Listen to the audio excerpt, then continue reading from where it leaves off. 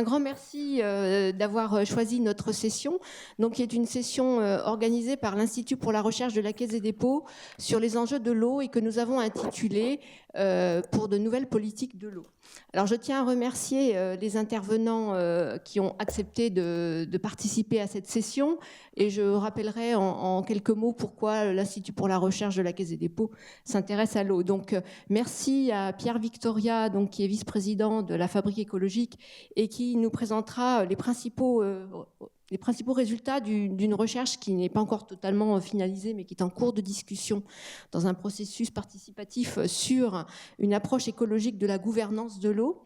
Merci beaucoup également à Madame Anne Gros-Perrin, donc, qui est vice-présidente de la métropole de Lyon en charge du cycle de l'eau. Et donc, vous nous aviez expliqué l'an passé pourquoi le cycle de l'eau et non pas eau et assainissement. Donc, j'imagine que vous y reviendrez. Et donc, nous aurons des éclaircissements actualisés sur les enjeux de l'eau dans la métropole et comment la métropole y répond. Et Philippe Jusserand, donc, qui est directeur régional Auvergne-Rhône-Alpes de la Banque des territoires. Et la Banque des territoires est un acteur des territoires, en particulier sur les enjeux de la nature et en particulier sur les enjeux de l'eau. Et donc, cette session nous permettra de rappeler les actions de la Banque des territoires sur la question de l'eau, aussi bien les infrastructures que les enjeux de l'eau en tant que ressource elle-même.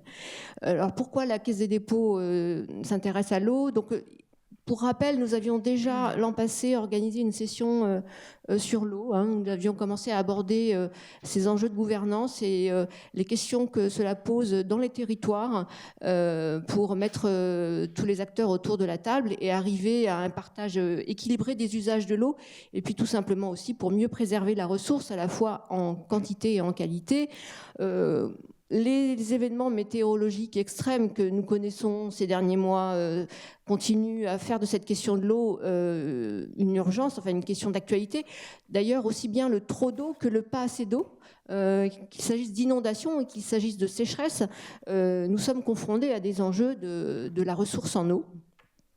Et donc, pour ces raisons, la Caisse des dépôts qui vient d'actualiser sa politique de la nature au niveau du groupe dédie toute une partie de cette politique de la nature, bien sûr sur la question de la biodiversité, mais sur la question des ressources, sur la question de l'eau en particulier, et quelles offres donc, de la Caisse des dépôts et de la Banque des territoires dans les territoires, dans le cadre des limites planétaires. Donc c'est ce que nous expliquera Philippe Jusserand, mais c'est la raison pour laquelle aussi nous, en tant qu'Institut pour la recherche, nous soutenons des travaux où nous avons des partenariats sur la gouvernance de l'eau. Donc l'année dernière notamment, nous avions présenté des résultats qui sont maintenant proches d'être mis en ligne sur les résultats de François Bafoile, enfin la recherche de François Bafoile sur eau et industrie, eau et agriculture. Mais là, nous allons nous intéresser plus particulièrement pour démarrer à la recherche, à l'étude de la Fabrique écologique sur la gouvernance de l'eau, sur une approche écologique de la gouvernance de l'eau et plus particulièrement, excusez-moi, comment faire rentrer la nature dans l'équation de la gestion de l'eau dans les territoires. C'est moi qui commence alors. Oui. Bien, merci d'abord de votre accueil et de l'invitation que vous avez faite à la Fabrique écologique de venir participer à un débat sur l'eau. Alors, Isabelle, vous venez de dire que la Banque des territoires s'intéressait à l'eau. C'est très étonnant comme tout le monde, tout d'un coup, s'intéresse à l'eau. C'est-à-dire que ce matin, j'étais au débat sur l'Europe. Certains d'entre vous, peut-être, y étaient tout à côté, avec M. Tirole, Mme Goulard, Clément Beaune, etc. Qui étaient sur l'avenir de l'Union européenne, quand même. 3 fois, la question de l'eau a été abordée par les différents intervenants. C'est quand même tout à fait étonnant à quel point la problématique de l'eau est retenue aujourd'hui au centre des débats publics avec une acuité et une force qui est tout à fait forte. Pour nous, la Fabrique écologique, d'abord, la Fabrique écologique, c'est quoi ? Je ne dirais pas que c'est un think tank, parce que je trouve que le mot est galvaudé, que maintenant tout le monde devient think tank, do tank, on ne sait plus très bien ce que ça veut dire. C'est un lieu, en tous les cas, où depuis une dizaine d'années, on essaye de sortir une expertise la plus objective possible sur les grandes problématiques de la transformation écologique. C'est-à-dire que l'idée qui est la nôtre, c'est de produire un savoir et des connaissances de façon la plus plurielle qu'il soit, qui aboutissent à faire des recommandations précises, donc pas être uniquement dans l'analyse de la situation, mais dans les propositions, avec un processus qui est, on fait un groupe de travail pendant une période limitée, qui produit donc un document, qui ensuite est relu par les experts de la fabrique, puis qui ensuite est soumis à un débat pendant 6 mois sur Internet, où chacun peut apporter ses éléments de complément, de précision, d'oubli, et il y en a dans cette note, en tous les cas. Donc on a un processus participatif de formation.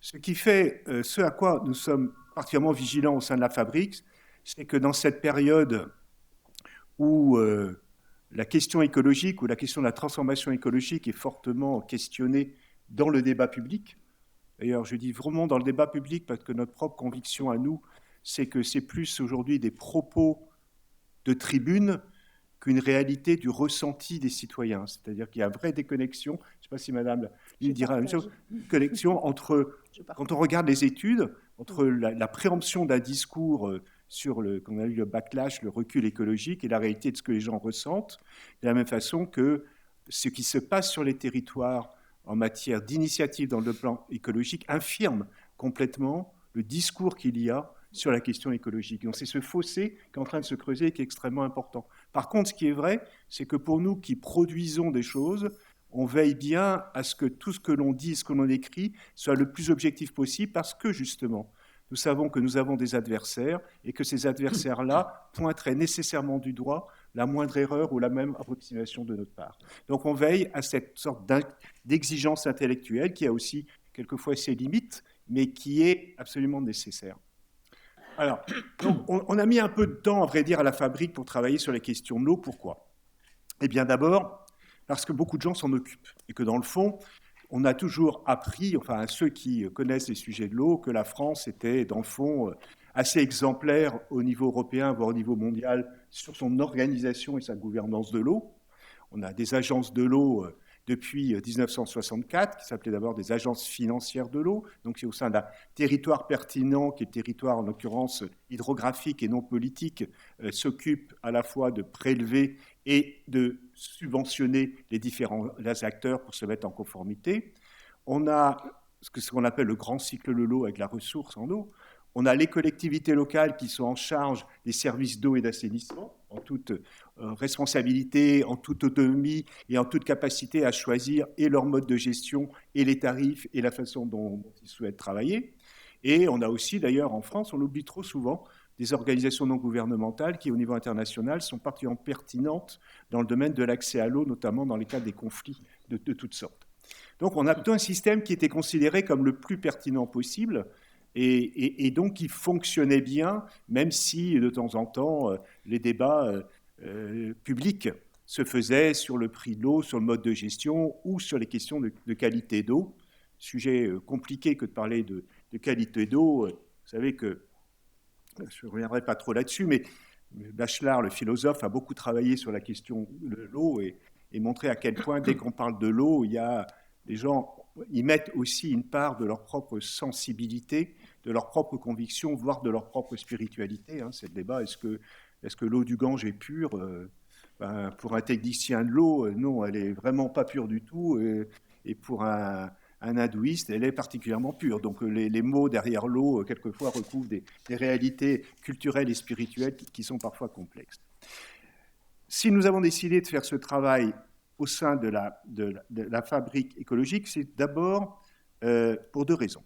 La première, c'est qu'il nous a semblé que l'impact du changement climatique sur la question de l'eau était aujourd'hui mal posé ou mal compris. Depuis 2007, en fait, le GIEC a alerté sur les questions de disponibilité d'eau liées aux évolutions du changement climatique. En 2022, dans son rapport, il a quasiment fait la moitié de son rapport sur les questions de la nécessité d'adapter les territoires face aux questions posées par le changement climatique en matière d'eau, mais on n'a jamais vraiment posé l'ensemble des conséquences du changement climatique sur l'eau. Ce qu'on sait aujourd'hui, selon le GIEC, et notamment depuis le rapport de 2022, c'est que 1% de degré en plus, c'est 7% d'augmentation de l'humidité dans l'air. C'est-à-dire tout le monde comprend bien que le changement climatique a des effets sur la ressource, puisque l'évaporation diminue par définition les quantités d'eau. Les gens ont mal compris que l'augmentation, ça entraînait aussi une augmentation de l'humidité de l'atmosphère et que c'est cette humidité-là qui amène à avoir ces phénomènes extrêmes dont Isabelle parlait tout à l'heure, c'est-à-dire l'augmentation des inondations de façon extrêmement violente. La durée des inondations, le fait que les inondations peuvent même tomber sur des endroits qui par ailleurs sont plutôt secs, donc on peut avoir sécheresse et inondations sur le même territoire, et que donc il y a à la fois un système qui s'est complètement déréglé et qui est par ailleurs incertain, c'est-à-dire qu'il est extrêmement difficile à prévoir quelles vont être les conséquences de l'inondation. Mais le changement climatique, c'est l'évaporation, donc moins de ressources disponibles, c'est des phénomènes extrêmes, c'est une salinisation aussi des eaux douces par l'augmentation du niveau de la mer. Donc ça a un impact extrêmement fort sur les questions de la disponibilité. La deuxième difficulté, sans doute qui était difficile à comprendre, c'est que tous les pays étaient concernés. Autrefois, les questions d'eau étaient gardées pour les pays qui connaissaient des sécheresses profondes ou réelles, mais les territoires se sentaient quand même relativement préservés. Je dis d'autant plus en tant que Breton, où parler effectivement de manque d'eau en Bretagne peut apparaître a priori iconoclaste. Ce qui est montré aujourd'hui, c'est que tous les territoires sont concernés. Et on a bien vu lors de la sécheresse il y a 3-4 ans aujourd'hui. 2022. Oui. Hein, je crois qu'il y a eu 1100 communes en France qui ont manqué d'eau pendant la sécheresse. Il y en a une centaine où il y avait 0 eau pendant l'été. Et donc on a vu que la question de la disponibilité en eau était un problème qui se posait à tout le monde, y compris en France et sur une grande partie de notre territoire. Donc déjà, ça nous a amené à réfléchir un peu plus sur les questions des conséquences du relation entre climat et eau. Et le deuxième, ça a quand même été Sainte-Soline. Voilà. Sainte-Soline, vous allez me dire pourquoi, je reviendrai un peu dans ma présentation, parce que, j'en parlerai tout à l'heure, parce que sur Sainte-Soline, dans tous les débats qu'il y a eu, il y en a un dont on n'a jamais parlé, c'est les besoins de la nature. C'est-à-dire qu'on a parlé, et on y reviendra, des besoins des agriculteurs, des besoins des territoires, des conflits pour les usages, mais les besoins de la nature et des écosystèmes dans le partage de l'eau a été l'oublié total du débat de Sainte-Soline, y compris de la part des autorités de l'État sur les autorisations de prélèvement qui est donnée. Et c'est là qu'on s'est dit que nous, Fabrique écologique, qui sommes là pour poser la question du vivant, causer de la relation entre individus et espaces naturels, nous devions reprendre la main et réfléchir, de savoir si en prenant la question de la nature comme point d'orgue d'une réflexion, on était capable de proposer des choses en matière d'évolution de la gouvernance de l'eau. Donc c'est ça notre problématique et c'est ce qu'on a souhaité faire à l'intérieur de cette note. Dans cette note, on vous propose quoi? On propose dans le fond 3 thématiques de fond: plus de nature, plus de science, plus de démocratie. Alors ça veut dire quoi? On va revenir là-dessus. On va peut-être faire les recommandations. Non. Peut-être sur les 3 thématiques d'avant. Plus de nature, ça veut dire quoi? Ça veut dire, en grande partie, ce que je viens de dire, c'est-à-dire que la question des besoins à long terme de la nature doivent être pris en compte dans le partage de l'eau. Donc ça, c'est un élément clé. Et quand on dit plus de nature, ça renvoie à un point essentiel qui est la prise en compte de l'eau verte dans le débat public et dans la prise en compte des choses. Aujourd'hui, quand on parle de l'eau, on parle essentiellement de l'eau bleue, c'est-à-dire l'eau des rivières, l'eau des nappes phréatiques. On ne parle pas de l'eau verte. L'eau verte, c'est quoi? D'abord, c'est 2/3 des ressources en eau dans le monde et 2/3 des ressources en eau aussi dans notre pays. C'est l'eau qui rentre dans le sol, tout simplement, qui permet aux plantes de se nourrir et qui repart à travers l'évapotranspiration directement dans l'air. Vous allez me dire, en quoi l'eau verte est concernée par les politiques de l'eau? D'abord, lorsque vous avez des situations de phénomènes extrêmes, vous avez des situations de ruissellement de l'eau qui fait que l'eau va se retrouver vers le milieu naturel, essentiellement la mer ou les rivières selon l'endroit où vous vous trouvez, mais ne va pas pénétrer à l'intérieur de la Terre. Et donc, elle va fragiliser l'ensemble de la nature. Et donc, reprendre en compte la question de l'eau verte, c'est un élément clé dans les politiques de l'eau pour nous au niveau des territoires. Parce que ça permet à la fois, l'eau verte permet à la fois de traiter les questions de crise, d'inondation, et à la fois les problèmes de quantité d'eau. Je vais m'expliquer. Nous avons beaucoup mis l'accent à travers la question de l'eau verte sur le débat sur les solutions fondées par la nature. Alors, les solutions fondées par la nature, c'est justement de redonner aux écosystèmes et aux espaces naturels se permettre de se renaturaliser pour pouvoir jouer leur rôle d'éponge, de permettre la fluidité de l'eau par rapport au sol et permettre donc une meilleure ressource en eau en amont. Ça permet aussi de lutter contre justement les inondations, renaturaliser, remettre des espaces où l'eau recircule permet d'éviter les concentrations d'eau et d'éviter les inondations. On a pris dans notre note l'exemple de la vallée de la Bièvre. La vallée de la Bièvre, où il y a eu un très gros effort fait par les élus du syndicat pour justement tout nettoyer les rivières, pour remettre la circulation en eau et reconstruire des zones humides, et ont permis de voir, c'est un endroit donc, de la région parisienne où historiquement il y avait beaucoup de teintureries, etc., donc ce qui explique des grosses installations qui coupaient énormément les eaux d'eau, mais qui du coup amenaient énormément d'inondations, et ils ont pu faire une évaluation entre la vallée de la Bièvre et les niveaux les renaturalisations qu'ils ont fait dans les vallées de la Bièvre et la remise en place des écosystèmes et les inondations qu'ils ont eu à côté. Et pour une première fois, on a réussi à évaluer les effets d'une solution fondée sur la nature sur des solutions beaucoup plus classiques et beaucoup plus bétonnées. Donc remettre la question de la nature à travers l'eau verte, à travers les solutions fondées sur la nature, nous semble un élément absolument déterminant. Le premier point, du coup, je reviens en arrière parce que mes slides ne sont pas logiques avec moi. C'est pas grave, je vais revenir. Oui, je vais vite. Alors, sur les questions de l'eau bien commun, ça revient sur Sainte-Soline, c'est-à-dire que, dans le fond, qu'est-ce qui s'est passé à Sainte-Soline? C'est que le partage de l'eau a été conçu dans une logique de club. C'est-à-dire, il y a des gens qui ont dit, on a besoin d'eau pour l'irrigation, on pourra revenir sur la pertinence ou non de ce besoin d'eau d'irrigation et des solutions qu'on pouvait faire, mais dans tout état de cause, on a besoin de faire. Cela dit, il y avait deux problèmes qui se posaient, c'est que ceux qui ne faisaient pas partie de la coopérative qui investissait dans la bassine, eh bien, se retrouvaient sans eau, et surtout que tous les logiques, comme je l'ai dit, de nature qui avaient besoin et des écosystèmes et de stratégies de long terme, ils étaient complètement exclus. Donc on ne peut pas continuer à avoir un raisonnement de club, il faut passer d'un raisonnement de club à un raisonnement de bien commun. Je vais plus vite parce qu'on va sinon...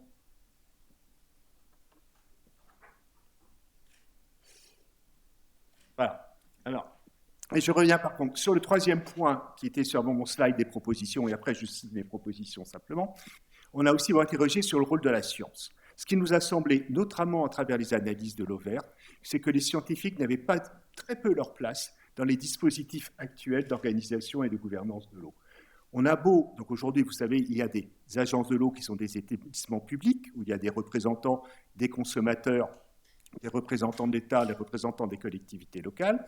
Il y a un comité de bassin qui est chargé de définir la stratégie et la planification au niveau du bassin versant, mais les scientifiques sont extrêmement peu présents dans tout ce débat-là. Et on pense que par rapport aux défis à la fois de disponibilité, de qualité d'eau et de conflit d'usage, il faut remettre les scientifiques au cœur du dispositif, à la fois en leur permettant d'avoir des places dans les différentes instances de décision, mais aussi en valorisant les travaux qui sont faits. Je reviens pour aller plus vite sur les propositions et on continuera sur le débat. Donc, je l'ai dit, première proposition, faire de la protection de l'eau verte comme de l'eau bleue un axe structurant des projets de territoire permettant d'intégrer l'impératif de préservation de la ressource aux politiques agricoles, d'aménagement et de développement économique. Alors, ça, c'est notre première proposition, c'est la question de l'eau verte. Le deuxième, alors, je vais dans le mauvais sens, confier à une autorité publique locale le chef de file de la politique de l'eau à l'échelle du bassin, ou plutôt du sous-bassin versant. Ce qui est sûr, c'est qu'aujourd'hui, il y a une trop grande disparité entre les différents territoires sur la prise en charge véritablement de la politique de l'eau. Nous pensons qu'aujourd'hui, le débat, notamment entre petits cycles et grands cycles de l'eau, doit s'atténuer et qu'il faut remettre une collectivité au cœur de la responsabilité sur son bassin versant de son territoire, quelle que soit cette collectivité, et ce n'est pas sûr que ça devrait être le même. Il y a des endroits où il y a des syndicats intercommunaux, d'autres des EPCI, peu importe, mais il faut quelque part qu'une collectivité assure la responsabilité de l'ensemble de la problématique de l'eau au niveau du territoire. Ensuite, alors j'ai vraiment un problème de licence. La troisième idée, c'est de reconnaître le rôle de coordinateur de la maîtrise d'ouvrage des infrastructures de gestion du grand cycle de l'eau aux établissements publics locaux. Aujourd'hui, l'agence de l'eau est un outil de financement. On manque cruellement de structures capables de mettre en place les infrastructures au niveau local dont on a besoin. Sur une partie du territoire, ça existe, c'est les établissements publics de territoire de bassin. Pour lutter contre les inondations, il y a les établissements, les EPAGE, qui s'appellent établissements publics de gestion, je ne sais plus quoi, peu importe, mais ils ne sont que sur à peu près 30% du territoire national. Aujourd'hui, si on veut prendre en charge territorialement les sujets de l'eau, il faut que l'ensemble du territoire soit maillé par des établissements publics qui construisent et qui en assurent la maîtrise d'ouvrage. Non, je suis toujours dans le mauvais sens, je ne sais pas pourquoi. Voilà, je ne vais pas y arriver. J'avais une troisième, non, c'est bon? Donc voilà. Donc, cette note-là, je suis désolé d'aller très vite dans sa présentation, donc elle est en ligne sur le site de la Fabrique écologique. Vous verrez à la fois les expertises, les recommandations et les exemples que l'on prend. Et comme je le dis, elle ne fait qu'ouvrir un débat, mais un débat qui nous amène à penser qu'il faut revoir les fondements de la gouvernance de l'eau aujourd'hui, y compris d'ailleurs en revoyant les responsabilités entre les questions de financement et les questions de maîtrise d'ouvrage. Merci infiniment. Madame Grosferrin, quelles sont vos réactions par rapport à ce que vous venez d'entendre et comment cela résonne dans les actions de la métropole de Lyon en matière de gestion de l'eau? Écoutez, je suis très satisfaite. Bonjour à toutes et tous d'abord. Je suis très satisfaite de constater que je rejoins de très nombreux propos de Pierre Victoria. On ne s'est jamais rencontrés. Pour autant, je me retrouve parfaitement dans ce qui est dit. Et c'est vraiment des questions, des sujets que nous travaillons à l'échelle de la métropole. C'est un sujet que nous avons appréhendé de manière totalement différente depuis 2020. On a été aidé, je dirais, par le contexte, et vous l'avez rappelé, en 2022-2023, les grandes sécheresses qui ont vraiment introduit la question de l'eau dans le débat public. C'est quand même plutôt récent, mais c'est entré en force, effectivement, dans le débat public et dans la préoccupation des citoyens. Et je vais vous dire pourquoi et comment ça se traduit à l'échelle de notre territoire. Ce qu'il s'agit de faire aujourd'hui, c'est vraiment de repenser l'eau et sa gestion en bien commun. Donc, à l'ère du changement climatique, et ça, c'est fondamentalement ce qui change tout, c'est vraiment le défi que nous avons à relever dans nos territoires, et ce sont aujourd'hui les territoires qui expérimentent véritablement la transition écologique dans les actions qu'elles mettent en œuvre. Vous l'avez dit, donc je ne vais pas répéter tout le constat que vous avez fait, mais je vais expliquer comment ça se traduit effectivement sur notre territoire et comment on y répond à ces défis. Parce qu'on constate effectivement que la gestion de ce patrimoine commun, il est au cœur de très nombreux enjeux, que souvent quand on parle des usages, on parle des usages humains et qu'on oublie l'ensemble des écosystèmes dont nous dépendons. Vous l'avez bien dit, et ça c'est fondamental dans l'approche qu'on a, et que ces usages, ils sont potentiellement rivaux. Aujourd'hui, on fait face, dans la métropole de Lyon, mais ça vaut pour nombre de territoires, à des pressions quantitative et qualitative. Qualitative parce qu'on a de très nombreuses pollutions. Alors la métropole est un joli palmarès à ce niveau-là, puisqu'elle est hotspot, territoire hotspot sur les perfluorés, les PFAS. Hein, vous avez tous entendu parler de la pollution en PFAS au sud de la vallée de la Chimie. Mais il y a bien d'autres pollutions, nitrates, pesticides, etc., qui affectent nos ressources. Pour vous donner un chiffre, à l'échelle nationale, on a perdu actuellement, depuis les années 80, 14 000 captages d'eau potable sur 33 000. 14 000. Dans la métropole de Lyon, depuis que je suis vice-présidente de la métropole, nous avons fermé 5 captages sur 8 sur la nappe de l'Est, qui est une nappe, la nappe fluvio-glaciaire qui est sur la rive gauche du Rhône. Ce n'est pas notre alimentation principale, mais c'est une nappe néanmoins importante qui vient en appui de la nappe principale. Ça vous donne une idée, en fait, de la problématique. Alors, un certain nombre de captages ont été fermés par manque d'eau, mais aussi beaucoup par des pollutions d'origine industrielle ou agricole.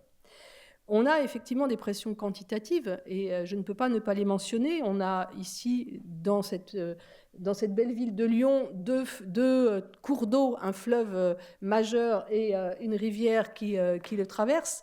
Néanmoins, toutes les projections scientifiques que nous avons réalisées avec l'Agence de l'eau, parce que j'ai oublié de dire ce que je représentais aussi, je suis au conseil d'administration de l'Agence de l'eau Rhône-Méditerranée-Corse également. Nous avons un fleuve très puissant dont beaucoup ignorent que d'ici 2050, nous aurons perdu 20 à 30, plutôt 30% de son débit en période estivale. Ce qui veut dire qu'aujourd'hui, on est en train de se projeter, on fait des études de résilience, parce que je suis aussi présidente de la régie Eau du Grand Lyon, puisque vous savez qu'on est passé en régie publique, je reviendrai là-dessus. On est vraiment dans une situation où on va vivre des périodes d'étiage en été qui vont être très problématiques du point de vue de l'alimentation en eau potable d'une collectivité de 1,4 million d'habitants. Donc on est déjà en train de travailler sur ces sujets-là. Et puis juste pour mémoire, le Rhône, il est alimenté par un glacier qui s'appelle le glacier du Rhône, qui n'est pas en France, c'est nos amis suisses qui gèrent le robinet via le lac de Genève. Bon, on a des accords récents avec la Suisse qui sont plutôt rassurants.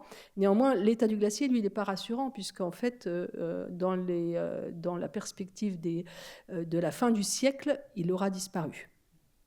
Aujourd'hui, j'ai travaillé récemment avec Edith Sevestre, la glaciologue. Elle disait que pour 50% des glaciers mondiaux, c'est déjà plié. Ce qu'il faut faire maintenant, c'est agir très fortement pour les 50 autres pourcents. Donc ça, c'est nos réservoirs d'eau potable en réalité, aussi les glaciers. Donc il y a une vraie préoccupation. Si aujourd'hui, on a un territoire qui est alimenté avec des ressources importantes, elles sont néanmoins fragiles. Et puis, vous l'avez mentionné, des profondes modifications du cycle de l'eau, on les connaît aussi dans la métropole de Lyon.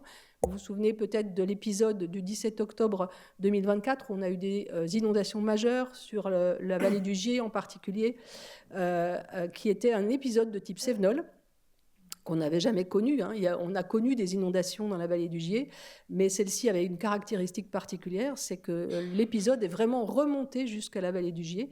On a fait donc des analyses avec Saint-Étienne Métropole et avec tous les acteurs du territoire pour comprendre ce qui s'était passé. C'est des phénomènes nouveaux, d'une intensité absolument remarquable, mais qui sont amenés à se reproduire. Et qui s'alternent effectivement avec des périodes de sécheresse intense, puisqu'on a aussi des périodes de sécheresse très importantes. Donc en fait, on a des enjeux majeurs à ralentir l'eau. Ralentir l'eau pour des tas de raisons, pour la garder sur notre territoire, mais pour aussi permettre l'infiltration de l'eau dans les sols, permettre l'alimentation de la végétation, vous l'avez bien expliqué, et éviter les ruissellements et les inondations autant que faire se peut. Et on le fait également par des solutions fondées sur la nature. Je vais vous dire comment, rapidement, puisque je pourrais vous en parler pendant des heures. Mais ce qu'on constate, même à l'échelle d'une collectivité comme la nôtre, c'est qu'on va devoir vivre dans un monde différent. Et la question, c'est comment on s'adapte dans une collectivité aussi importante que la nôtre, qui continue à évoluer à l'échelle d'un territoire de 1,4 million d'habitants, comment on s'adapte donc à ce changement climatique et à ces changements majeurs sur le cycle de l'eau. Donc, vous l'avez mentionné tout à l'heure, avant ça s'appelait eau et assainissement. On a changé à la métropole de Lyon, on l'appelle cycle de l'eau maintenant parce que c'est une vision intégrée du cycle de l'eau et du petit cycle dans le grand cycle, le petit cycle étant qu'un morceau très technicisé en fait du cycle de l'eau. Je reviendrai là-dessus. Et on a une compétence très élargie qui comprend donc la gestion des milieux aquatiques, la protection contre les inondations, la gestion de l'eau potable et de l'assainissement bien sûr, et la gestion des eaux pluviales. Et avec l'ensemble de ces compétences, on a développé une vision à long terme qui n'est pas à l'échelle d'un mandat. Alors, c'est peu commun dans l'univers politique, hein. C'est-à-dire que les politiques de l'eau qu'on pense, on ne les pense pas à l'échelle d'un mandat, on les pense dans une prospective de temps qui est beaucoup plus longue. Et donc, on a mis en place un certain nombre de politiques stratégiques qu'on a votées depuis 2020, qui visent vraiment à protéger les populations et les ressources, évidemment, hein, les écosystèmes, bien sûr, mais à remettre, à changer le référentiel en fait de l'eau, parce qu'on a eu un référentiel extractiviste pendant des années, et ce qui est nécessaire aujourd'hui, à travers la sensibilisation, à travers l'association des citoyens à ces questions-là, c'est de passer à un référentiel de qualité de vie, de changement climatique, d'adaptation au changement climatique, pardon, et de gestion démocratique. J'y reviendrai également parce que c'est un élément qui me paraît essentiel et sur lequel on a beaucoup travaillé.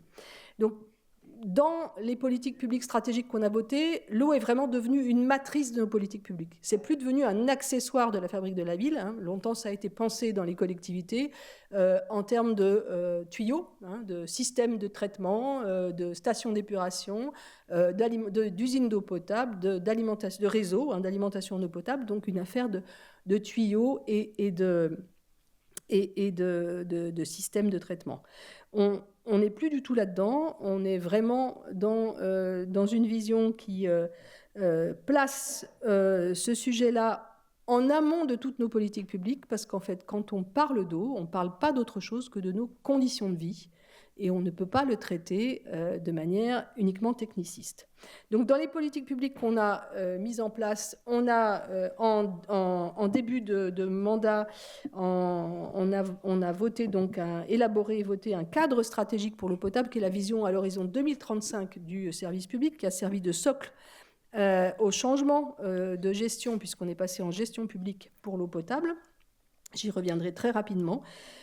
On a voté une stratégie qui est majeure, qui est la stratégie ville perméable ou ville éponge. Vous avez peut-être entendu parler de ça.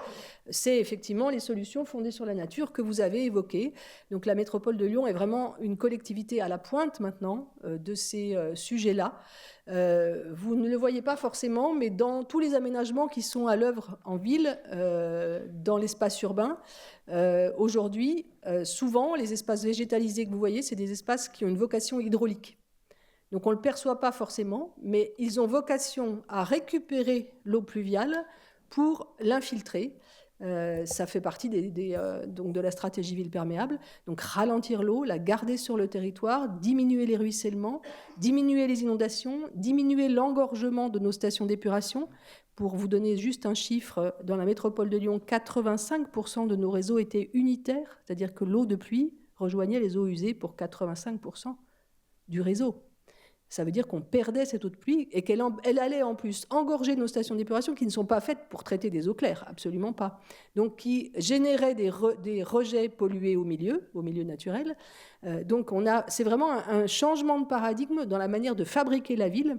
Et pour ça, j'ai associé évidemment des délégations, des vice-présidents qui ne sont pas, donc habituellement sur ces questions du cycle de l'eau, donc la voirie, l'urbanisme, les bâtiments publics, collèges, etc., dont on a la responsabilité, et la végétalisation. Et même l'économie d'ailleurs et l'agriculture. Et ensemble, on a travaillé sur des politiques transversales qui permettent aujourd'hui d'intégrer en fait cette stratégie ville perméable dans tous nos aménagements. C'est-à-dire que tous les aménagements de la ville aujourd'hui sont pensés Et je peux vous dire que ça a été un vrai changement profond, parce que c'est un changement de culture métier, c'est un changement d'appréhension des sujets, c'est un changement de technique. Pour les agents de la voirie à qui on a demandé de mettre du bitume partout pendant des décennies, enlever le bitume, mettre de la pleine terre et penser l'infiltration de l'eau, c'est pas naturel. C'est-à-dire qu'il faut vraiment changer des habitudes de travail et des cultures métiers qui sont très importantes. J'y reviendrai rapidement. On a également mis en place une stratégie et un plan d'action GEMAPI, gestion des milieux aquatiques et protection des inondations. C'est une compétence qui a été transférée aux collectivités par l'État en 2018, mais qui n'avait pas fait l'objet d'une stratégie et d'un plan d'action à l'échelle de la métropole. Donc ça a été voté en 2023, septembre 2023, le temps de faire un état des lieux de l'ensemble de nos cours d'eau, de nos masses d'eau à l'échelle métropolitaine et de se doter d'un plan d'action. Donc c'est chose faite, puisqu'on a voté un plan d'action de 40 millions d'euros pour 5 ans qui vont intervenir pour la restauration des milieux aquatiques, des cours d'eau et des zones humides de la métropole. Et puis un plan micropolluant, notamment à l'échelle métropolitaine, qui a été voté, qui intervient sur tous les rejets des entreprises, les rejets domestiques, etc., pour diminuer les pollutions à la source. Ça, c'est un enjeu qui est majeur. Aujourd'hui, on est confronté à des pollutions, comme je vous l'ai dit, industrielles et agricoles, qui impactent nos ressources fortement. On est souvent face à des sociétés qui nous proposent des solutions techniques de filtration extrêmement coûteuses, ce qu'on appelle, nous, les solutions curatives, qu'on est parfois obligé de mettre en œuvre pour pouvoir retrouver la conformité de l'eau, mais qui ne sont en aucun cas une solution. C'est-à-dire que quand on met en place des filières de traitement qui sont extrêmement coûteuses, qui sont payées avec votre argent, avec l'argent public, avec l'argent des usagers de l'eau, on n'a rien réglé du tout. C'est-à-dire qu'on n'a pas supprimé la pollution. Et les politiques qu'on essaye de mettre en œuvre à l'échelle métropolitaine, mais je ne suis pas la seule, on est de nombreux élus à le porter en France, c'est vraiment, notamment à travers France Eau Publique ou la FNCCR, on est vraiment sur la réduction à la source de ces pollutions, donc sur des politiques préventives. Voilà, donc toutes ces politiques stratégiques, elles visent à retrouver un cycle de l'eau plus naturel, évidemment. La ville perméable, je vous en ai parlé très rapidement, mais on pourra revenir dessus. Elle a aussi vocation à réduire les îlots de chaleur urbains. Vous savez que Lyon est une des villes qui a le plus subi le réchauffement climatique, pour le coup, avec une augmentation des températures qui est très forte. Donc la végétalisation est un enjeu majeur parce que c'est notre meilleur climatiseur et que cette végétalisation, pour fonctionner, elle doit être irriguée. Donc il faut aussi qu'on garde l'eau pour pouvoir végétaliser et pour pouvoir rafraîchir la ville. Donc elle contribue en fait, cette stratégie ville perméable, à la réduction des îlots de chaleur. Si vous voulez des exemples précis, je vous en donnerai tout à l'heure, parce qu'on a mesuré ça de manière très scientifique pour voir comment ça agit, et je pourrais vous le détailler. Et puis donc on a dans ces politiques stratégiques 3 autres enjeux, qui est la préservation des ressources et la réduction des pressions quantitatives, avec notamment une stratégie agricole que la Régie au public du Grand Lyon a mise en œuvre avec le monde agricole sur la nappe de l'Est pour reconquérir la qualité des aires de captage à travers un changement des pratiques agricoles et un changement de modèle. Et puis un travail sur la sobriété hydrique, parce qu'on ne pourra pas se passer de sobriété dans l'usage de l'eau. Et on a des marges de manœuvre qui sont importantes de ce point de vue, je peux vous le dire, puisque même les entreprises et les industries avec lesquelles on travaille nous disent « mais l'eau est pas chère ». Donc on ne s'est jamais vraiment préoccupé de ça jusqu'à maintenant. Ce n'était pas notre sujet. Notre sujet, c'était plutôt l'énergie, c'était plutôt d'autres coûts.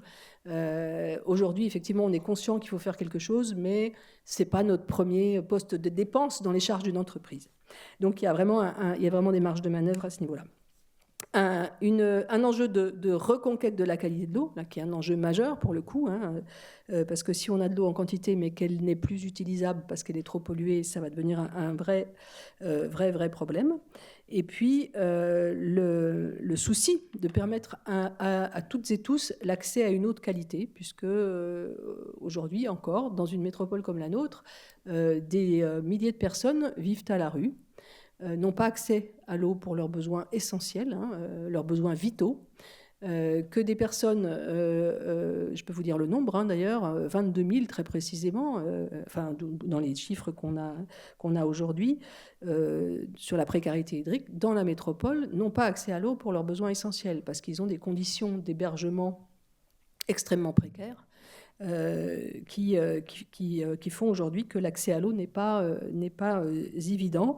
C'est pour ça qu'on a mis en place donc une tarification solidaire et environnementale de l'eau qu'on a construite avec l'Assemblée des usagers de l'eau. Et je finirai là-dessus, parce que je pourrais être bavarde encore très longtemps. Je voudrais revenir sur cette dimension démocratique que vous avez évoquée, la question de la gouvernance de l'eau. En fait, les citoyens que nous sommes ont été éloignés de la gestion de l'eau pendant des décennies, parce que c'est un sujet qui a été extrêmement technicisé. On avait tous de l'eau à nos robinets, ou presque, et on ne se posait pas trop la question de savoir d'où elle venait et où elle partait. Et on a été éloignés par cette technicisation des enjeux politiques de la gestion de l'eau. Or, les enjeux de la gestion de l'eau, ils ne sont pas techniques. La technique est un moyen. Ils sont fondamentalement éthiques, ils sont fondamentalement écologiques, c'est des enjeux de droits humains, c'est des enjeux écologiques, c'est des enjeux sociaux, mais ce ne sont pas des enjeux techniques. Et aujourd'hui, il faut retrouver en fait cette relation à l'eau, cette relation à la politisation au sens noble du terme, parce que c'est un terme qui nous fait tous frémir en ce moment, le mot politique, mais il a un sens noble. Et celui que je veux souligner là, c'est le fait que les citoyens doivent se ressaisir de ce sujet-là, parce que, comme je le disais tout à l'heure, c'est vraiment de nos conditions de vie qu'il s'agit. Et nous avons tous et toutes un mot à dire dans ce qui concerne nos conditions de vie. Donc pour rénover cette politique, cette gouvernance de l'eau, on a engagé en 2022 pour accompagner le changement de gestion, le passage en gestion publique, on a accompagné notre démarche d'une démarche de sensibilisation des usagers qui s'est appelée Eau Future. Au futur, c'est une grande démarche qui a impliqué 8000 personnes dans la métropole de Lyon. On a travaillé avec beaucoup d'associations, MJC, centres sociaux, EHPAD, écoles, lieux de spectacle, etc. Et ces 8000 personnes qui ont contribué par des moyens très, très divers à mobiliser leurs imaginaires pour projeter, imaginer ensemble un futur désirable avec moins d'eau. Et ça a été extrêmement intéressant. C'est une démarche qui a été analysée par des sociologues que vous pouvez trouver en ligne, puisqu'elle est sur le site de la métropole de Lyon. Vous tapez « Je participe au futur » et vous allez retrouver l'ensemble de la démarche et des publications qui ont été faites sur cette démarche. Et donc, ça a été effectivement une production très intéressante et une ressaisie par les citoyens de cette question et de ces enjeux, qui a permis d'aboutir au terme de cette démarche au futur à une réflexion avec eux sur la gouvernance de l'eau, sur la façon dont les citoyens pouvaient être impliqués. Et ils ont fait des propositions et on a créé ce qu'on appelle une assemblée des usagers de l'eau, qui est une forme de convention citoyenne ouverte et permanente, qui est saisie des grands sujets liés à l'eau. Donc en ce moment, elle travaille sur les micropolluants, sur un plaidoyer sur les micropolluants. Elle a travaillé avec nous élus en 2023 sur la tarification sociale, solidaire et environnementale de l'eau. Et elle a fait des propositions qui ont été retenues, des propositions de principe qui ont été retenues. Et elle a travaillé également sur le plan climat. Donc elle est saisie de grands sujets qui permettent aux citoyens de s'approprier ces enjeux. Et puis, ils sont aussi, cette assemblée désigne ses représentants. Il y a 4 représentants au sein de la Régie publique de l'eau potable. Elle désigne ses représentants et on organise leur redevabilité en fait, à l'égard des autres usagers à travers cette assemblée, puisqu'ils rendent compte à cette assemblée de leur représentation des autres usagers. Voilà, donc j'ai essayé de faire un tour très rapide de l'ensemble de ce qu'on a mis en œuvre, et je pourrais y revenir, bien sûr, et répondre à vos questions. Merci beaucoup, Madame Gros-Perrin. On va continuer donc avec Philippe Jusserand, parce que tous ces éléments appellent des infrastructures nouvelles ou des équipements nouveaux, des financements de projets. Et la Banque des Territoires est donc un acteur pour ces projets de l'eau, sur l'eau. Très bien, merci Isabelle. Alors je vais m'appuyer bien entendu sur les propos de M. Victoria puis Mme Gros-Perrin. Peut-être faire juste un petit peu de pédagogie en introduction pour vous préciser que la Banque des Territoires, c'est la Caisse des dépôts en fait. On parle souvent Caisse des dépôts, Banque des Territoires, mais il n'y a pas de statut juridique, c'est simplement donc une marque ou un chapeau. Ce chapeau regroupe l'ensemble des missions de la Caisse des dépôts en faveur des territoires, au bénéfice des territoires, sur tous les types de territoires et sur toutes les thématiques de territoire. Et nous nous appuyons sur un plan stratégique, rapidement, donc sur 3 axes. Premier axe, qui est prioritaire dans le cadre du plan climat de la Caisse des dépôts et du groupe Caisse des dépôts, c'est la transformation écologique et énergétique. Vous avez la rénovation énergétique des bâtiments, la production d'énergie renouvelable, la biodiversité, la préservation de la nature. Et vous avez l'eau dans cet axe prioritaire pour la Caisse des dépôts, Banque des Territoires. Le deuxième axe, c'est la cohésion sociale des territoires. Là, vous allez retrouver les sujets de logement, les sujets de santé, de grand âge, du numérique, l'inclusion numérique. Et enfin, un troisième axe qui concerne les souverainetés. C'est d'actualité aujourd'hui, souveraineté industrielle, souveraineté numérique, souveraineté financière, permettre la relocalisation des industries, travailler sur les fonciers, la reconversion des friches. Voilà, ça c'est ce troisième axe. Alors, sur le sujet de l'eau, la priorité a été rappelée sur la préservation de la ressource en eau sur tous les territoires, de par le réchauffement climatique, l'adaptation au changement climatique. Donc il y a une mobilisation aujourd'hui des acteurs sur ce sujet. Ça a été bien illustré à l'échelle de la métropole de Lyon. La Caisse des dépôts, Banque des Territoires se mobilise depuis 3-4 ans à travers un plan spécifique d'accompagnement de l'ensemble des sujets concernant l'eau. Beaucoup de sujets ont été déjà précisés et qui concernent à la fois le grand cycle et le petit cycle de l'eau. Il y a des sujets, bien entendu, liés à la qualité de l'eau et au sujet de dépollution de l'eau. Et là, nous pouvons accompagner des projets, par exemple, de stations d'assainissement, voire d'usines de production d'eau, ou des projets de dépollution de l'eau, et notamment le sujet des PFAS qui est d'actualité aujourd'hui, notamment à Lyon. Il y a le sujet de la quantité d'eau, et on est bien sur le sujet de la préservation de la quantité de ressources dans les usages et l'utilisation de l'eau. Et là, il y a plusieurs sous-sujets. Il y a un premier sujet que vous connaissez certainement, c'est nos réseaux, qui ne sont pas à niveau, les réseaux d'eau. En moyenne, au niveau national, c'est 20% de pertes dans les réseaux d'eau, des réseaux fuyards où il y a beaucoup de fuites. Et là, il y a à travailler justement sur des travaux de réfection de ces réseaux d'eau. Beaucoup de projets portés par les collectivités locales portent sur ces réseaux d'eau. Donc là, nous les accompagnons par des études préalables, des études de schémas de réseaux d'eau, et puis nous finançons aussi les travaux, bien entendu, de réfection de ces réseaux d'eau. Mais ça, c'est un sujet qui est prioritaire, mais je reviendrai après sur les modalités, plus précisément. Mais cet objet, il y a beaucoup de projets, beaucoup d'opérations qui portent sur justement la rénovation des réseaux d'eau et d'éviter que ces réseaux fuient.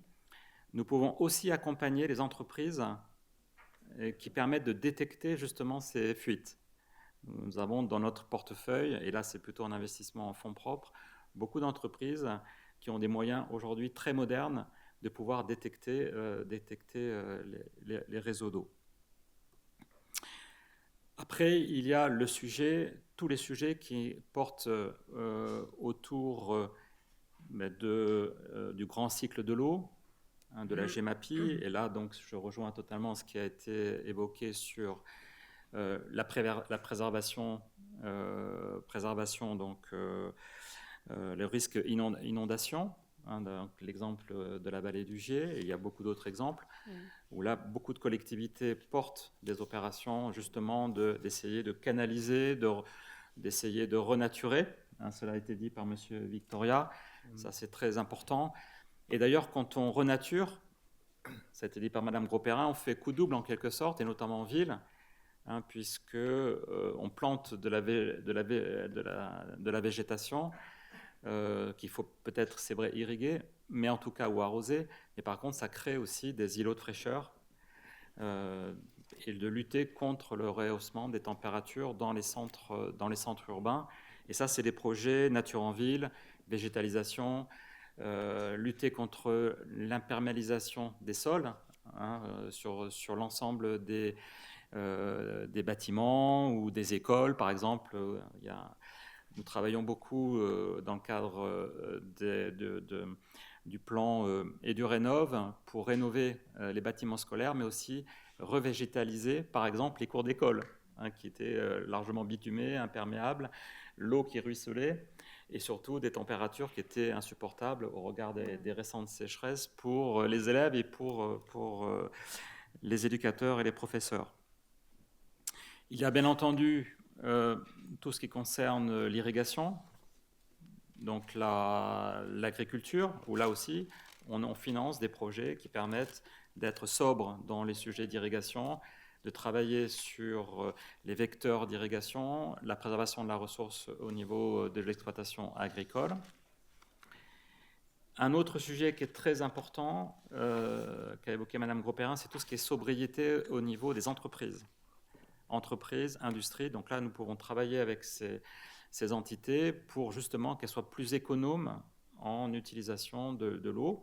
Donc là, ça concerne les infrastructures d'entreprise. Donc nous pouvons intervenir, bien entendu, auprès des collectivités locales, mais auprès aussi d'acteurs privés sur ce sujet-là, par des financements ou des investissements idoines. Les partenaires prioritaires, c'est bien entendu les collectivités locales, comme la métropole de Lyon.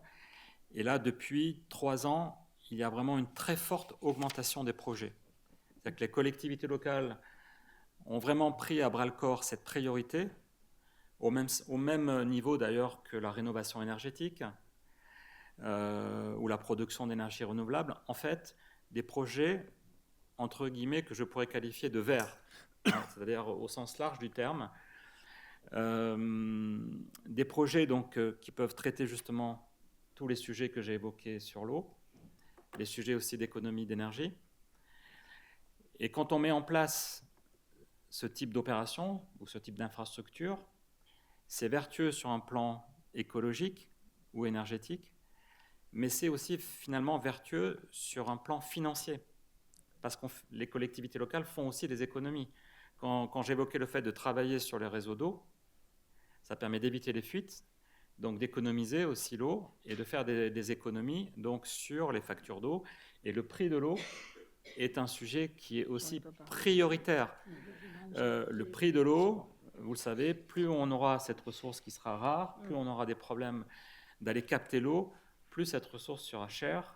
Donc on doit travailler aussi pour maintenir un prix qui soit abordable pour les citoyens en matière de consommation d'eau au niveau des usages de l'eau.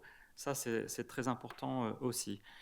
Donc quand on finance, après les études, on a des crédits d'études, crédits d'ingénierie qui sont gratuits. Quand on finance des opérations sur les réseaux d'eau, sur une station d'assainissement, sur une usine de production d'eau, sur des travaux de préservation des inondations, sur des digues quand on est sur le bord sur le littoral, ou quand on travaille sur des retenues en montagne, qui est aussi un autre sujet, sur l'eau, mais ça j'y reviendrai.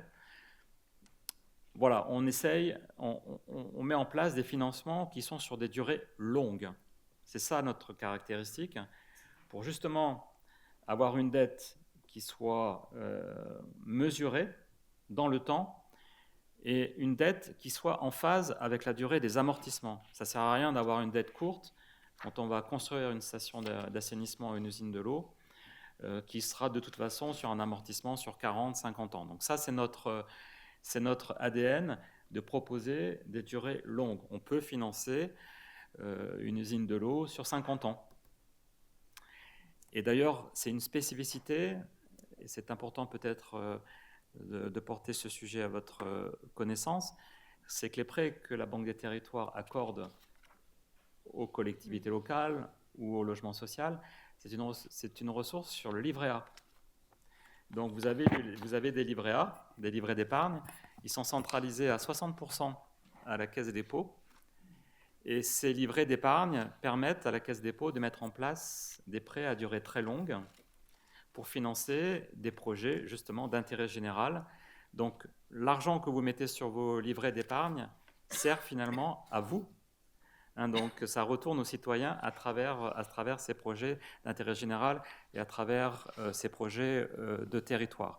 Donc quand vous avez 100 € sur votre livret A, 60 est destiné à financer ces projets. Et du coup, comme la Caisse des dépôts ne prend aucune marge en propre, c'est simplement donc le coût de collecte, on propose des prêts à des taux très bas qui permettent justement de financer ces projets. Pour vous donner une idée, on peut aller jusqu'à 80 ans, donc transformer des ressources de dépôt à vue en des prêts à 80 ans, notamment pour des acquisitions foncières, financer le foncier qui lui reste en termes d'actifs, et on peut le financer notamment sur l'accession sociale à propriété en montage BRS à 80 ans. Donc ces projets se sont vraiment démultipliés depuis 3 ans. Je prends l'exemple de 2025 sur la région Auvergne-Rhône-Alpes. Depuis le début de l'année, on est à 66 projets que nous avons financés sur la région. L'année dernière, on avait une 60aine sur toute l'année. Donc vous voyez qu'il y a une accélération et qui est révélatrice de cette prise de conscience par les collectivités locales et l'ensemble des acteurs de cette priorité sur l'eau. Ça représente à l'échelle de la région 118 millions. On a des très très gros projets aussi que nous pouvons financer. Il y a un très gros projet avec le syndicat qui gère les eaux dans l'Île-de-France de plus d'1 milliard. Nous avons des projets aussi, par exemple la grande station d'assainissement et de production d'eau à Nice qu'on a financé à hauteur de 600 millions. On peut financer en fait tous les projets. Ça peut aller de 25 € pour la commune de Fère-Noël dans le Puy-de-Dôme à plusieurs dizaines de millions, comme on l'a fait donc, avec la communauté de communes de Rumilly, dans la région.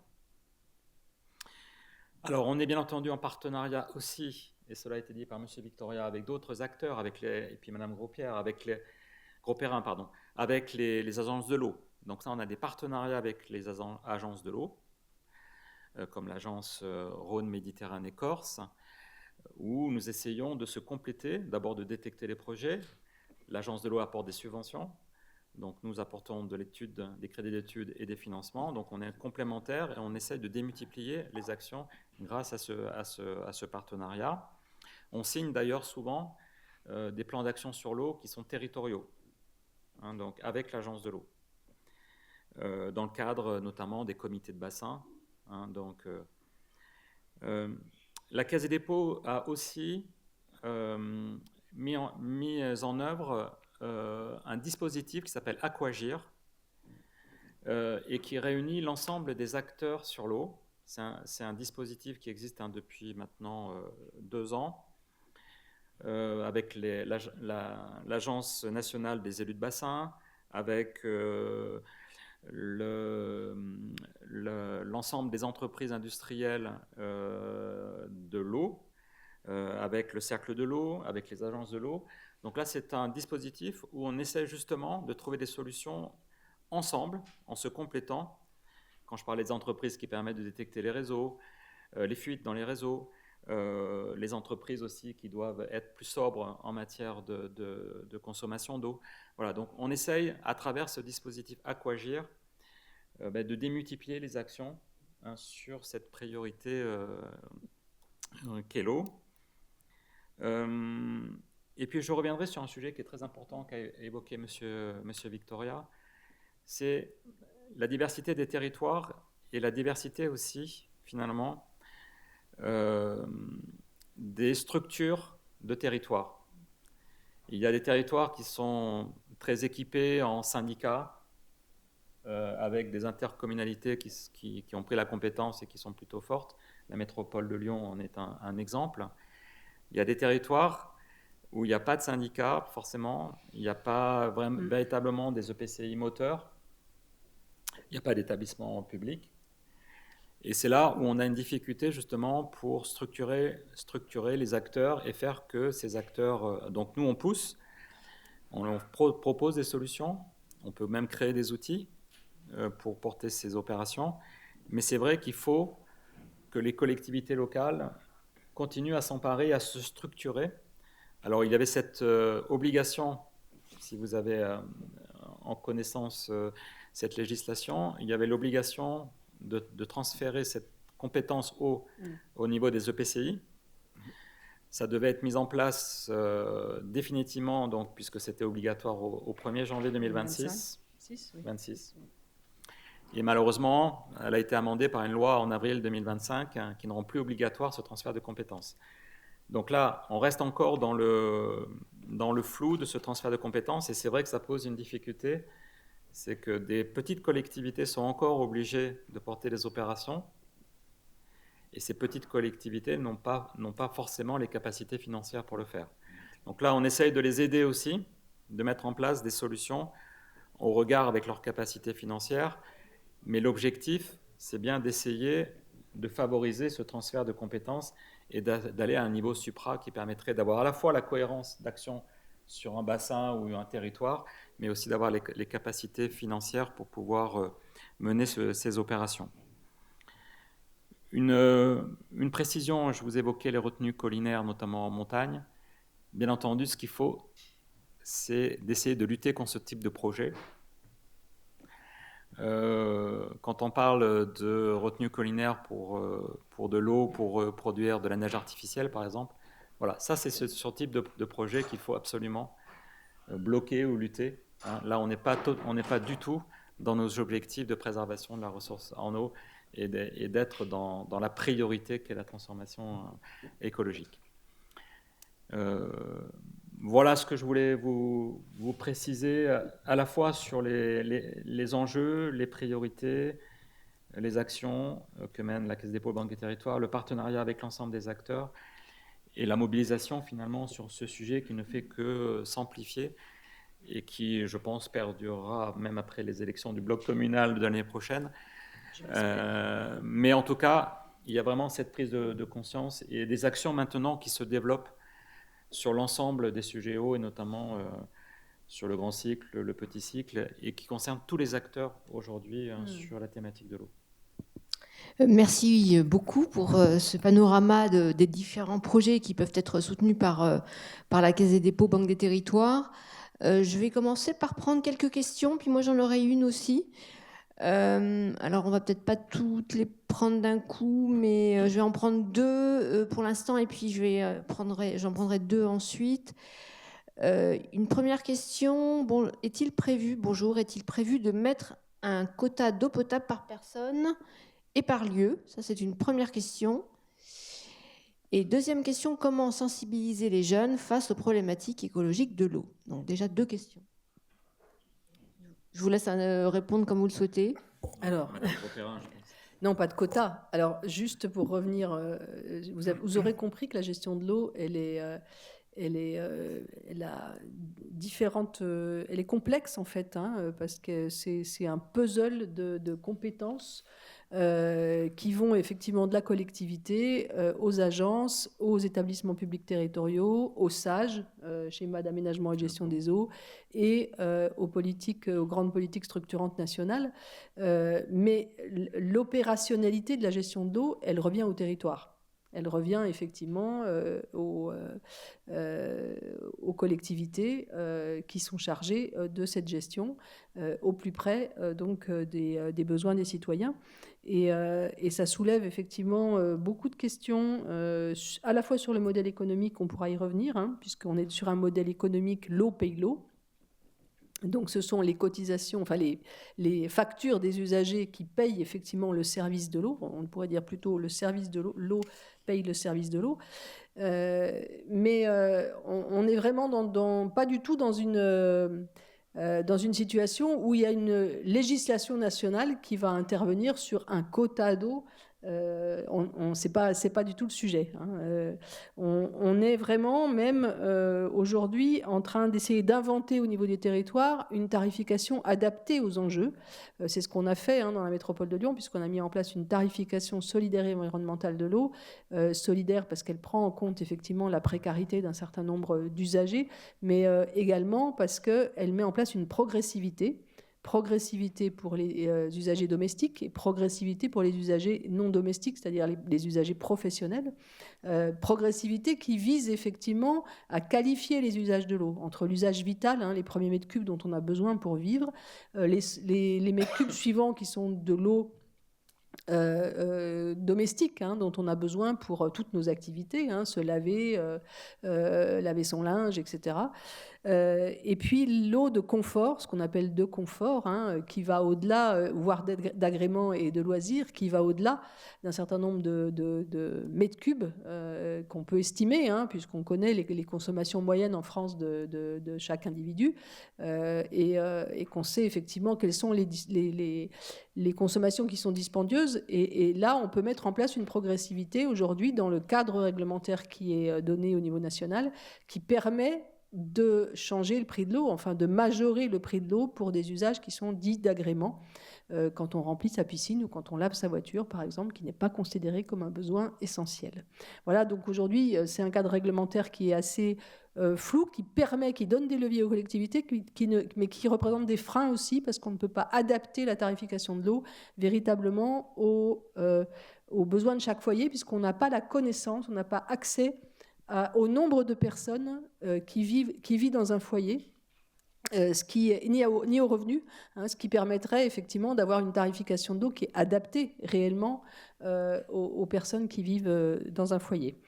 Voilà pour la première question. Et puis la seconde, c'était... Oui, mais je me demande... Oui, alors c'était sur la sensibilisation des jeunes aux questions écologiques de l'eau.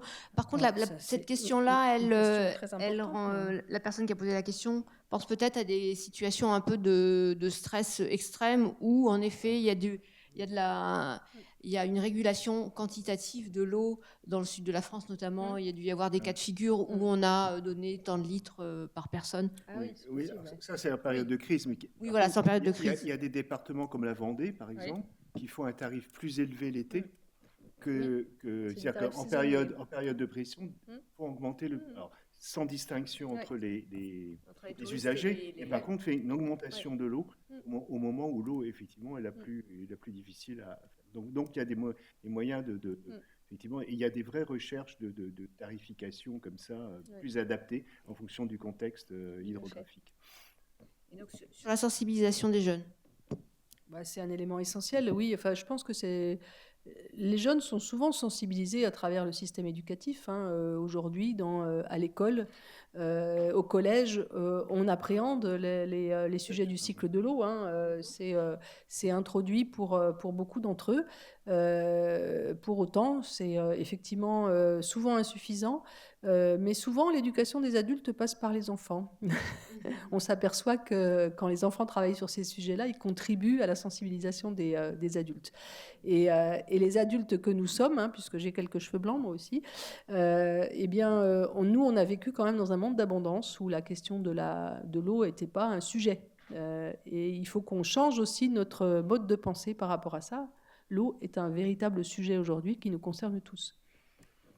Juste une anecdote, c'est qu'il y a 2 pays au monde où les gens boivent de l'eau venant des eaux usées retraitées. C'est Windhoek en Namibie, parce que là, vraiment, il n'y a pas d'autre solution. Et c'est Singapour. C'est Singapour parce qu'ils ne veulent pas dépendre de l'autre côté de la frontière en matière d'alimentation en eau. C'est plus un problème politique autre. Et à Singapour, ils ont utilisé, parce qu'il y a un problème d'acceptabilité quand même, de boire de l'eau venant des eaux usées. Et là, ils ont utilisé complètement les enfants des écoles en mettant des petites bouteilles à partir d'eau usée qu'ils ont amenées chez eux pour que les familles acceptent en définitive de boire de l'eau dans l'utilisation des eaux usées. Donc les enfants sont effectivement un vecteur positif ou négatif, je ne sais pas, mais en tous les cas, c'est une façon d'entrer sur... de poser les problèmes de l'eau, cette question. Alors, j'ai une autre question. Est-il envisageable d'avoir une politique d'approvisionnement des territoires en situation de sécheresse par les excédents de précipitations au niveau national? Alors, je vais laisser les intervenants répondre, mais je pense notamment à un article qui a été publié sur le blog de la Caisse des dépôts qui s'appelle Regard d'expert et que je vous invite d'ailleurs à consulter parce qu'il y a une somme importante d'articles tout à fait passionnants qui sont des articles de fond, d'expertise, courts et donc qui permettent d'accéder à des problématiques complexes avec des textes qui sont destinés à un large public, donc assez simples à lire. On a publié il y a quelque temps un article de Gilles Lepezan qui présentait le cas de l'agriculture espagnole et avec cette question de la construction de très grands aqueducs pour transporter de l'eau avec des conséquences qu'on n'imagine pas forcément très positives. Mais donc allez voir cet article, mais sinon je laisse les intervenants compléter. Moi, j'ai toujours appris que l'eau, c'était le contraire de l'électricité. C'est-à-dire que l'eau, ça se stocke, mais ça ne se transporte pas. Et l'électricité, c'est exactement l'inverse, quoi. Et que c'est vrai que par rapport à ce qu'on disait tout à l'heure, madame, aussi, sur les gens qui manquent d'eau, et on peut en penser au niveau mondial, il y a 2,5 milliards de personnes à peu près qui n'ont pas accès à un minimum d'eau. Quand on dit minimum, c'est pas mon minimum, 1 milliard, pardon, et 2,5 milliards pour l'assainissement de base, et qu'on a tous rêvé d'une grande citerne sur laquelle on pourrait connecter de l'eau disponible, mais hélas, ça ne marche pas, parce que la valeur de l'eau est insuffisante en tant que telle pour justifier, ce n'est pas du pétrole, quoi. Je veux dire, on n'arrivera jamais à créer des structures, des grandes infrastructures qui permettent de passer de l'eau à l'autre. Donc la question de l'eau ne peut se trouver, les réponses au problème de l'eau ne peut se retrouver qu'au niveau des territoires. Voilà, et ça pose des questions de sobriété, comme on a dit, ça pose des problèmes d'interaction. Par contre, il y a beaucoup de pays où les relations au sein d'un territoire, entre le monde industriel et le monde politique a fonctionné, c'est-à-dire notamment la réutilisation des eaux usées pour des usages industriels, par exemple. Ça oui, avant d'envoyer considérer que l'eau a une valeur telle qu'on n'est pas obligé de la renvoyer au milieu naturel et qu'il y a vrai intérêt à le recycler pour d'autres usages. Donc il y a des imaginations, il y a des créativités qui se doivent faire aussi au niveau des territoires pour que les ressources et puis des eaux usées des villes qui ont beaucoup augmenté puissent être utilisées peut-être à d'autres usages que simplement le retour vers le milieu naturel. Le véritable problème qu'on a en France, mais vous l'avez évoqué, ce sont les inégalités territoriales d'accès à l'eau, puisqu'en fait on n'a pas, et vous l'avez mentionné tout à l'heure, il y a des territoires qui sont en rupture d'alimentation en eau potable, qui subissent des véritables stress hydriques très importants, mais qui n'ont pas également ni les moyens financiers, ni les moyens d'ingénierie pour faire face à ça. C'est-à-dire qu'entre une métropole comme la nôtre, qui est quand même une métropole qui a des moyens importants en termes d'ingénierie intégrée, en fait, dans la collectivité, et des petites collectivités en milieu rural qui ont des fois des kilomètres de réseau, donc des charges lourdes, mais peu d'habitants, et donc peu de ressources, et aussi peu d'ingénierie, c'est très difficile de répondre aux enjeux que nous avons mentionnés. Donc il y a une véritable problématique d'inégalité territoriale en France qu'il va falloir régler à l'avenir, parce que ce modèle de l'eau paye l'eau, en réalité, l'eau ne paye pas l'eau. L'eau paye aujourd'hui aussi la biodiversité, l'eau paye la réparation des pollutions, l'eau paye plein de choses qu'elle ne devrait pas. Quand je dis l'eau, c'est vous, usagers, c'est vous et moi, usagers, qui payons ça, puisque à 82%, les redevances que nous payons dans nos factures aux agences de l'eau proviennent de nos factures d'usagers domestiques. Donc ce sont les usagers domestiques qui financent les politiques de l'eau à 82% en France. Oui, puis avec une vision extensible, comme vous voulez dire, du concept de l'eau, qui n'est plus uniquement sur le service public de l'eau et d'assainissement. On a élargi la facture à d'autres choses. Alors, je vous rappelle, n'hésitez pas à poser vos questions au 07 67... Enfin, vous avez le numéro, 65 59 63. Peut-être revenir sur cette question du coût de l'eau, puisque, comme on l'a dit, il y a des polluants, notamment les polluants éternels, il y a tous les enjeux de dépollution qui ont un coût. Alors, comment on pense mieux répartir ce coût de la pollution, alors qui reste pour l'instant pas forcément, qui n'est pas encore forcément complètement traduit dans le coût de l'eau, mais on imagine que c'est un coût qui va augmenter. Et donc, quelles sont les perspectives de prise en charge de ce coût de la dépollution ? Non. Vous voulez répondre? Allez-y. Alors, je dirais un mot là-dessus, parce que c'est un véritable sujet. Comme je vous disais, l'eau ne paye pas l'eau, elle paye bien d'autres choses aujourd'hui. Et elle paye des choses qu'elle ne devrait pas payer. En fait, le service de l'eau paye des choses qu'il ne devrait pas payer en réparation des pollutions. Je prends un exemple qui nous touche effectivement dans la métropole de Lyon. Pour pouvoir rétablir la conformité de l'eau potable sur 3 des communes de la métropole, Givors, Grigny, Solèze, qui sont impactées par les PFAS, on est obligé de mettre en place avec le syndicat Rhône Sud qui produit l'eau pour ces communes et les autres au sud de Lyon, des systèmes de traitement au charbon actif qui coûtent 5 millions d'euros, avec un coût supplémentaire de fonctionnement de 600 000 euros par an. C'est un petit syndicat. C'est pas au du Grand Lyon. C'est donc des coûts de traitement extrêmement importants. Des charbons actifs qu'on va être obligé de traiter. On n'a pas les filières de traitement en France, on les envoie à l'étranger parce qu'il y a uniquement en Allemagne et aux Pays-Bas des usines de traitement de ces charbons actifs pour éliminer les PFAS. Que les déchets ultimes, on ne sait pas les traiter non plus, il faut les incinérer, on ne sait pas les incinérer en France. Enfin, ça induit des coûts pour les collectivités qui sont extrêmement lourds.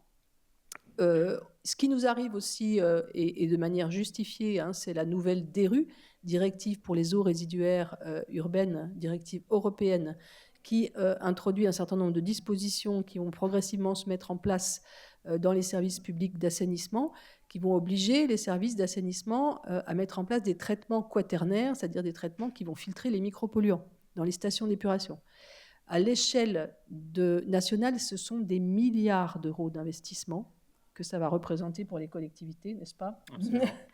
Et ça va être très problématique parce que là aussi, il y a des territoires qui ne pourront pas faire face à ça. Donc, on va se retrouver aussi avec des inégalités d'accès à des eaux qui auront des qualités extrêmement différentes selon les territoires parce que les territoires ne pourront pas faire face à ça.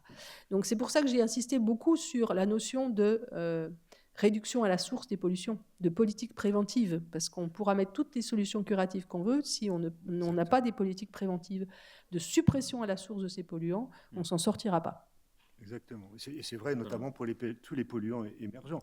Après, vous parliez, madame, de la question démocratique, qui me semble un sujet absolument essentiel. D'abord, en France, je ne sais pas comment c'est à Lyon, mais dans votre facture d'eau, vous payez plus aujourd'hui pour la dépollution des eaux usées que pour l'accès à l'eau potable. Oui.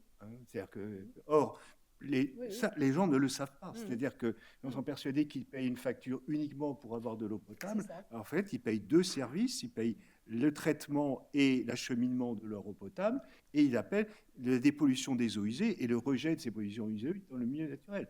Lorsque les politiques européennes ont amené, en particulier, notamment avec la loi la directive de 91, traduite en droit français en 92, a amené à mettre en place des systèmes d'assainissement dans toutes les communes françaises, personne n'a jamais expliqué aux Français qu'ils allaient désormais payer pour 2 services différents et 2 fonctions différentes. Donc ils ont vu leur prix de l'eau augmenter sans qu'on leur explique à quoi ça correspondait. Donc il y a eu un vrai déficit démocratique aussi dans la façon, d'abord parce que, voilà, on a dit c'est l'Europe et une fois de plus, on n'a pas été capable d'expliquer les choses. Les choses comme ça. Mais là, ce que vous dites aussi est très juste, c'est qu'on a fait, non sans difficulté, on a réussi à mettre en place des systèmes d'assainissement en France. Je dis bien des systèmes parce que beaucoup de communes rurales ne sont pas en réseau collectif, mais sont en réseau individuel, parce qu'on avait oublié que la France, c'est beaucoup les Hollandais qui ont défini la politique européenne à ce moment-là en matière directive, qui est un pays extrêmement dense, et eux, ils ne se sont pas posé la question de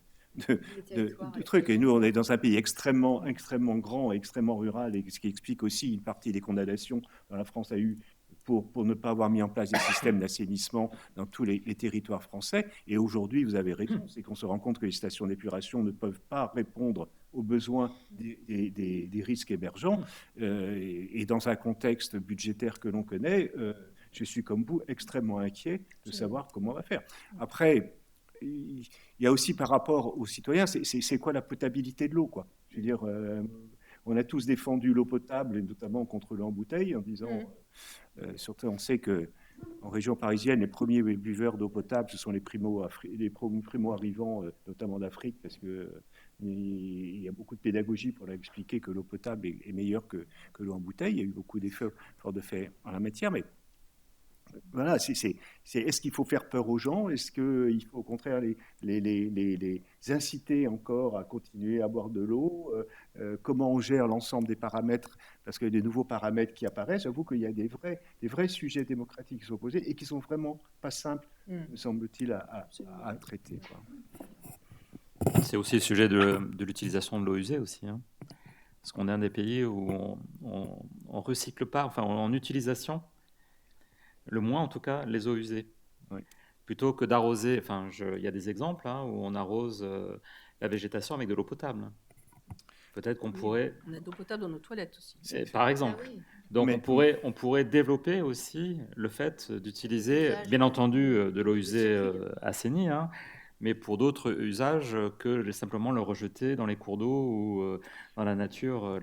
Oui, puis on achète aujourd'hui sur nos marchés des tomates venues d'Espagne qui ont été irriguées Exactement. avec Vous avez raison. de l'eau utilisée. Et en France, c'est interdit d'utiliser des eaux Absolument. usées pour cultiver des Il y tomates. a un vrai Donc, changement de changement. situation Sur qui est un ce peu point, bizarre. je vous rejoins, effectivement, et on n'est pas du tout équipé en France pour recycler effectivement les eaux usées. Néanmoins, j'attire votre attention sur le fait que ça a été présenté, c'était d'ailleurs dans le plan haut du gouvernement, hein, cette histoire de valorisation des eaux usées. Il faut faire attention à ne pas s'imaginer que c'est une ressource supplémentaire. Or, quand on introduit effectivement des solutions de ce type-là, comme la désalinisation de l'eau de mer ou la réutilisation des eaux usées, on s'imagine qu'on crée de la ressource. Ben non, on ne crée pas de la ressource, hein, c'est la recycle, même, hein, c'est toujours la même eau. On la recycle, simplement on lui donne un usage supplémentaire. Merci beaucoup. On a une dernière question, puis après on sera au terme de notre session. La réduction des pollutions à la source est un défi considérable. Non, j'ai même deux questions, pardon. Compte tenu du nombre infini des molécules lancées dans la nature. C'est plutôt un constat, pardon. Donc, non, j'avais une question sur la question de la coopération sur l'ensemble de la chaîne de l'eau concernant la préservation des écosystèmes post-glaciaires. Comment travaillez-vous avec les autres territoires situés en amont? Ça a été évoqué rapidement avec la Suisse, sur la gestion de ces futures ressources en eau douce ou la réduction de ces ressources en eau douce. Mais on l'avait rapidement évoqué, peut-être revenir quelques instants sur ça. Alors, de manière très courte, hein, on travaille depuis récemment en fait avec les territoires qui sont autour. On fait partie d'autres syndicats de bassin versant EPTB. Il y a un EPTB qui c'est un établissement public territorial. Il faut qu'on arrête avec les sigles. Avec les acronymes, un établissement public territorial qui gère le bassin Saône-Doubs. Donc on en fait partie, hein, puisque la Saône arrive jusqu'à la métropole. Donc on contribue effectivement à un certain nombre d'établissements, aux politiques d'un certain nombre d'établissements publics ou de syndicats de bassins versants, par exemple l'Iseron et le Garon, hein, qui sont sur le territoire de la métropole. C'est des bassins versants qui vont au-delà du territoire métropolitain. Et nous en faisons partie, donc nous contribuons effectivement aux politiques de gestion de l'eau sur ces territoires, sur ces bassins versants en particulier. Donc on essaye effectivement de développer une vision à la métropole, nous, depuis... la crise des PFAS nous a beaucoup aidé de ce point de vue, dans une vision de solidarité entre les territoires. L'eau, elle n'a pas nos frontières administratives en réalité. L'eau nous arrive d'ailleurs, on la renvoie ailleurs, donc on a une responsabilité à l'égard des territoires qui sont autour de nous et à qui on renvoie l'eau. On doit leur renvoyer de l'eau de bonne qualité. Et on doit également penser l'eau dans un secours mutuel entre territoires. Donc là, la crise des PFAS nous a mis autour de la table avec les autres syndicats d'eau potable, on s'est réunis, on a travaillé ensemble sur nos schémas, ce qu'on appelle nos schémas directeurs, et dans ces schémas, on introduit la notion de secours entre territoires, donc d'interconnexion qui permettent d'amener en secours des ressources en cas de crise sur les territoires voisins de la métropole et réciproquement. Enfin, c'est plus la métropole qui en envoie que l'inverse, mais c'est vraiment notre volonté de nous inscrire effectivement dans une vision de solidarité entre les territoires sur la gestion de l'eau. Merci beaucoup. Alors, il y a une dernière question, mais j'ai l'impression que c'est la question globale de notre session. Donc, j'ai plutôt invité la personne qui a posé cette question à lire le rapport de la Fabrique écologique. Donc, c'est une question adressée à Pierre Victoria. Les comités de bassin qui engagent leurs responsabilités avec les SDAG jouent-ils suffisamment et correctement leur rôle par rapport Alors à eux, j'imagine, acteurs économiques et au territoire, faut-il envisager des aménagements de cette gouvernance? Mais c'est un peu tout l'enjeu du rapport. Donc, Ouais, je pense qu'il faut aussi, enfin, il y a eu plutôt une reprise par l'État ces derniers temps des structures, hein, vis-à-vis des présidents, parce que les présidents d'agences de l'eau maintenant sont les préfets. Moi, je pense que les agences de l'eau devraient être aujourd'hui au moins co-gérées entre le président du comité de bassin et l'autorité préfectorale. Ça permettrait un dialogue un peu plus participatif et constructif, parce que plus on pardon, devra- à eux, agence de l'eau, oui. oui, c'est-à-dire plus on va devoir renforcer l'échelon territorial sur l'ensemble du cycle de l'eau, comme vous le faites ici à Lyon, plus il faudra revoir les relations contractuelles entre l'État et les territoires. Donc je trouve qu'au moins, à minima, que les agences de l'eau aient une coprésidence entre le comité de bassin représentant les AG et présidé par un élu et l'autorité préférée de l'État serait le premier geste pour montrer comment on peut avancer dans cette nouvelle gouvernance qui s'impose. Ce sera le mot de la fin. Merci infiniment à nos intervenants et merci à vous tous pour votre attention.